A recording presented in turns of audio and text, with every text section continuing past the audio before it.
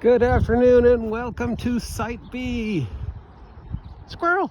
It's about 12 noon, more or less, here at Site B. It's a lovely, hazy Wednesday afternoon. We are going for a walk to do that thing that we do when we walk. And it's time to address some of the Hasbro controversy news that is sort of at the tail end of all the other stuff that's been going on with our favorite company to talk about that isn't Twitter this week. So, of course, we are dealing with the aftermath of the announcement of Spelljammer Dragonlance being released. And it does seem that trash fire is slowly going out for the most part. There's still a few posts about people who are upset with it and the direction that Wizards of the Coast is shepherding, I like that word, shepherding Dungeons and Dragons into the future as we go into Q2 and convention season. But generally it's going out. The anger is slowly upsetting. I think a lot of the people are realizing either A, they don't really care, or B, wait, Spelljammer was always a silly setting, so, how much more silly can Wizards of the Coast make it? Oh, there might be woke gay dragons? Who the fuck cares? If you ignore all the ugly, stupid stuff people are saying, basically they're just, we don't like the way Wizards of the Coast is treating a game we don't play anymore. Whatever. People are angry for the sake of being angry.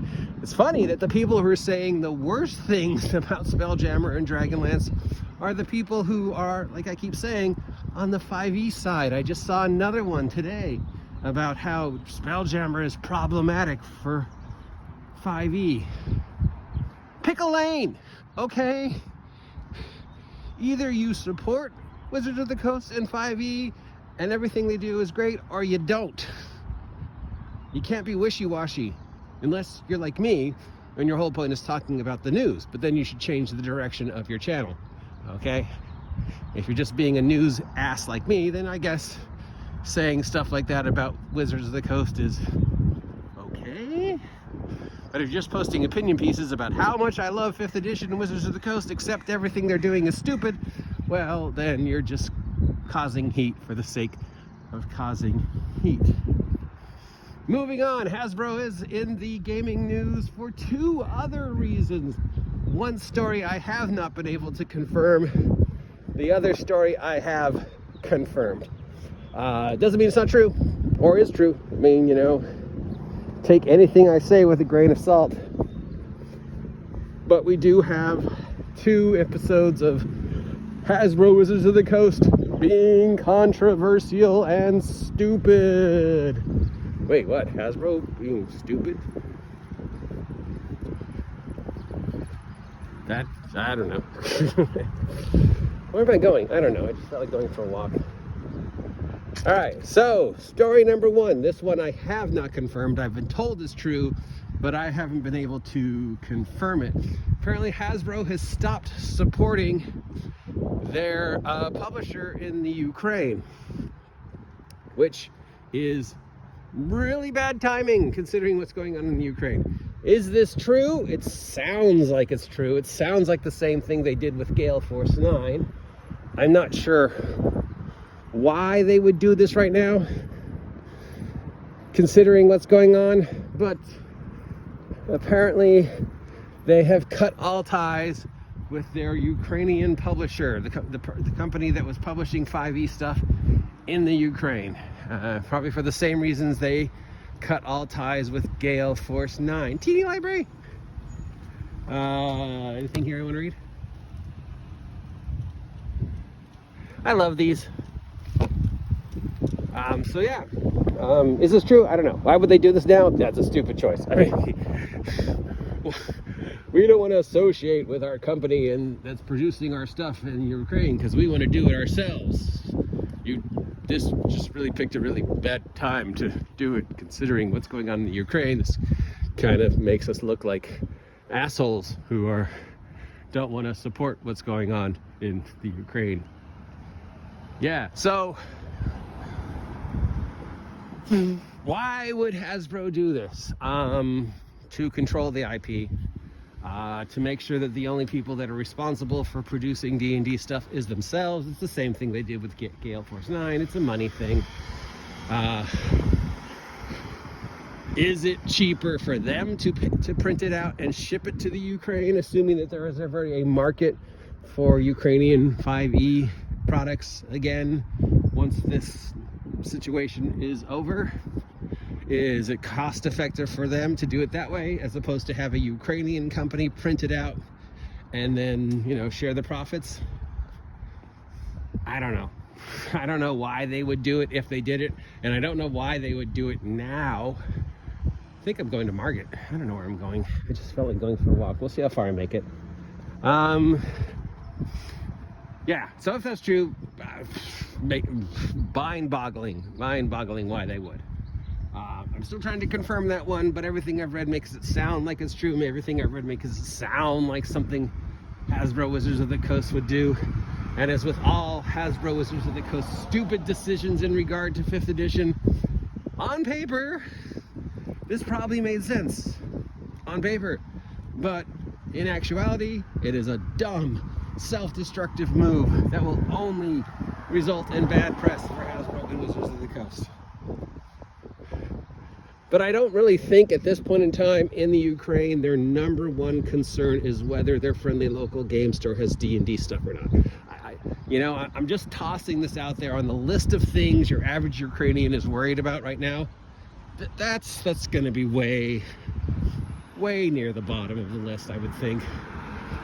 Food, clothing, safety, D&D. Yeah. Oh, look, my speed is 17 miles an hour, 11 miles an hour. Oh, no, probably that. Well, that truck was going 16. I'm currently now going 25 miles an hour.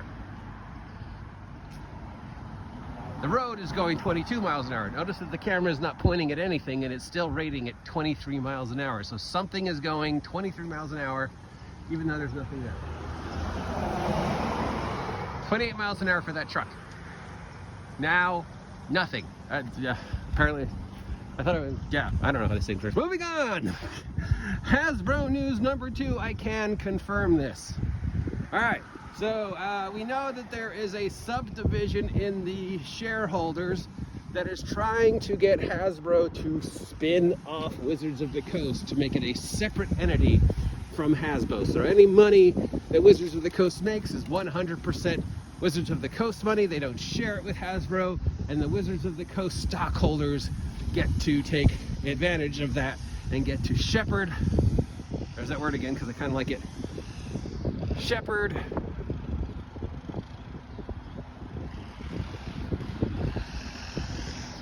good afternoon, shepherd D&D Wizards of the Coast in a new exciting direction. And Hasbro has said no twice now, and one of the reasons they have said no for the second time is, well, there's some hemming and hawing over who this mysterious group is and how they're, what's the word, proxy, voting by proxy, and that some of the individuals actually don't exist and are proxy accounts. So that's one of the things. The other things, if you look at the list of people who they want to be in charge of Wizards of the Coast, none of them really feel qualified to take care of Dungeons and Dragons, both, and Magic the Gathering, both in the real world and the digital world. And one of the big complaints, one of the many complaints that this mysterious Illuminati wants is something about digital stuff versus tangible stuff, and comparing Magic to D&D. Of course, Magic is 100% tangible. That's Wizards of the Coast's main moneymaker. Sorry 5e D&D players, but yeah, if we're looking at the money breakdown, it's Magic. Magic is 100% profit for Wizards of the Coast / Hasbro. And there were some other complaints about this guy not being qualified, and they were like, oh, you picked a Magic player as one of the CEOs of this new thing if you break up. A Magic player who's got some controversy associated with him, and you've got another guy with absolutely no experience with gaming and just does computer shit, which, okay, you know, Wizards of the Coast is being run by a computer shit person, so I don't know why that's a complaint. But generally, Hasbro just said no. We're not spinning off Wizards of the Coast. We just gobbled it up and redeveloped it and redesigned it and made it part of the digital marketing division. We've just taken away, you know, this and that and the other and rebranded and stuff like that. We just spent loads of money on Wizards of the Coast, and in return, Wizards of the Coast made us a huge profit in Q1 and a huge profit in 2020 and 2021 and probably in 2022. Why would we spin it off? It's all win for us and no lose to keep control of Wizards of the Coast. Even if Wizards of the Coast gets continued bad press, it's still making us money. I mean, it's not making us that sweet, sweet Power Rangers Transformer money, but yeah, whatever. It's still making us money. Now, apparently, I was supposed to be angry about this because people read this and felt, oh, well, it's just Hasbro treating its customer base like shit again, and they don't really care about the IP. And I'm not sure where that thought pattern comes from, that I would be mad that Hasbro turned down this idea, or that they're treating D&D fans like shit again. Yeah, I'm not mad. I don't care. Okay. And I don't know why you care. What the fuck do you care what Hasbro does with D&D? I thought we don't support D&D anymore. We don't support Hasbro. We don't support Wizards of the Coast. We don't buy their product. We don't want them to succeed. So what do we care if Hasbro is making poor choices with D&D? If anything, it will turn more 5e players away from Wizards of the Coast and D&D and towards the games we do support, like Free League or even Pathfinder or Call of Cthulhu, you know? So, yeah. Now, as a stockholder, am I upset because of the large percentage of my stock, you know, gets its money from Wizards of the Coast, obviously. So, no, I'm not upset, because if Hasbro continues to control Wizards of the Coast, I continue to make that sweet, sweet Wizards of the Coast money for my 10 shares. And if Hasbro spun off, I don't know how that would affect my stock, but probably not well. I mean, the stock took a plummet when, you know, the Twitter sale, the market was down, but the market's up today. So, yeah, my 10 shares are doing good. I have no complaints how Hasbro, spearheads whatever product that they're spearheading. I don't care what they're doing for 5th edition. I don't run 5e at this point in time. I don't play 5e at this point in time. I don't buy 5e product at this point in time. So what do I care? The only reason I would have anything to do with 5e, other than talking about it on this channel, would be if my friendly local game store, that's Dreamworld Collectibles here in Ventura, asked me to run a game. And if I felt by running 5e I would make them money and convert people to other games and show the people, you know, that there are other ways to play, then yes, I would 100% fucking sell out and support 5e. But right now, I'm not. So I have no dog in this fight. I don't care. Let Hasbro do whatever they want with Wizards of the Coast. It's not going to affect my 10 shares. And as long as they, you know, leave Transformers, Power Rangers, and G.I. Joe alone, I don't care what they do with D&D. I'm a G.I. Joe fan.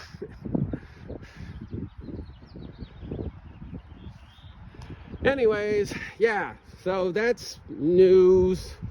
Hasbro cutting ties with Ukrainian publishing company probably did happen. I haven't found the proof yet, but, you know, knowing Hasbro, yeah, they did that, which would make them look bad if it ever came to the public light, because somebody would say, oh, you support what's going on in Ukraine because you cut ties with that. And Hasbro's probably going, well, no, actually, this is the same thing we did with Gale Force 9. It gives us more control over the IP. It makes more profit for us. It's more, you know, it's financially a good idea on paper. Now, I'm going to close this because I'm apparently almost at where I'm going, because it looks like I'm going to Target. Didn't know that's where I was going, but yeah. I'm gonna close this with my usual statement on Hasbro choices, okay? And I think I have 3 now. Okay, so statement number 1 regarding any choice Wizards of the Coast / Hasbro makes with Dungeons and Dragons, or generally if any of their shit. I firmly believe still that somewhere, the idea made sense on paper. It was a good idea on paper. It was executed, as always, stupidly, poorly, self-destructively. What the fuck were you thinking? This is an utterly dumb way to do whatever it is you're trying to do. There's gotta be a better way. What is wrong with you? But on paper, it was a good idea. And number 2, in regards to any choices Wizards of the Coast and Hasbro make regarding Dungeons and Dragons, just remember, in the immortal words of Rick James, cocaine is one hell of a drug. And now number 3, in regards to how Wizards of the Coast, Hasbro addressed and deal with D&D and respond to the commentary that people make about Wizards of the Coast and D&D and all the negative shit that's coming from both sides. I think the 3rd one we could add to the list is Wizards of the Coast don't care. It's like Honey Badger don't care. Wizards of the Coast don't care. I'm upset. Don't care. I hate what you're doing with Spelljammer. Don't care. How dare you do that to Dragonlance? Don't care. I'm not going to buy your product. Don't care. I'm going to threaten people who play your product. Sadly, don't care. That would be bad. We don't want you to do that, but don't care. Doesn't affect our bottom line. So yeah, on paper, probably a good idea. In actuality, as always, stupid. Anyways, that's 17 minutes of me talking about Wizards of the Coast Hasbro news and not actually saying anything, so I think I'll end it here. If you appreciate the words that are coming out of my mouth, let me know. If you don't appreciate the words that are coming out of my mouth, let me know. I have been the OG GM, your guide to all tabletop role-playing game news, weather, sports in general, Hasbro, Wizards of the Coast nonsense. See ya!